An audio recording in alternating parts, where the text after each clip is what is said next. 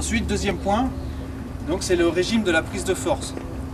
Au jour d'aujourd'hui, les appareils, que ce soit des pulvérisateurs à jet porté, c'est-à-dire ce que vous appelez les aéroconvecteurs, ils ont des voûtes charentaises ou enfin peu importe, des turbines basses. Ce sont des pulvérisateurs, rapidement au niveau du principe de fonctionnement, où la fragmentation du liquide, la fragmentation de la bouillie, se fait par la pression de liquide. C'est-à-dire qu'en fait, vous travaillez à des pressions de 6 à 12, 13 bars. Et c'est donc cette pression-là qui arrive sur une buse qui va permettre la fragmentation du liquide. Donc vous formez déjà des gouttelettes et ensuite ces gouttelettes sont transportées par l'air, par le ventilateur, donc pour aller jusqu'à la cible.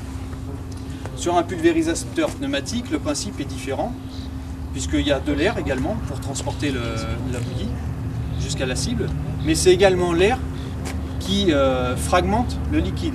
Donc en fait, généralement, vous êtes à une faible pression. Là, par exemple, sur ce pulvérisateur-là, on est à 2,3 bars. Juste pour emmener le liquide jusqu'à une pastille qui permet de calibrer le débit, évidemment.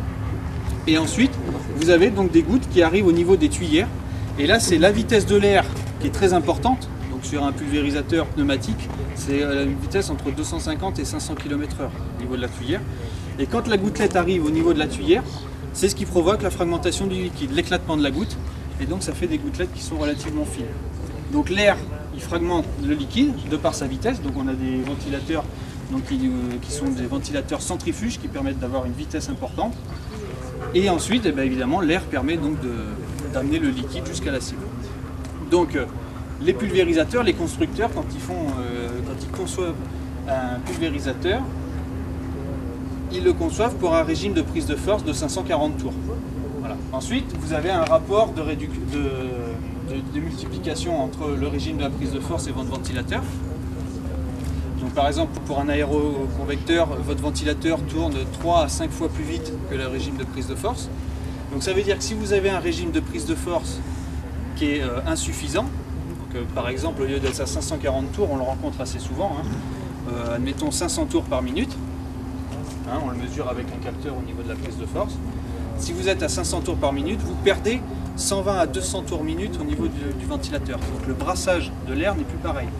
Sur un aéroconvecteur, le débit d'air, le volume d'air déplacé, c'est entre 10 000 et 60 000 m3 heure. Donc c'est quand même pas rien. Donc 120 tours ou 200 tours par minute de moins au niveau de la ventilation, le brassage du feuillage ne va pas du tout être le même. Donc ça c'est important et donc la qualité de la pulvérisation ne sera pas la même. Sur un pulvérisateur pneumatique, le rapport de démultiplication est plus important.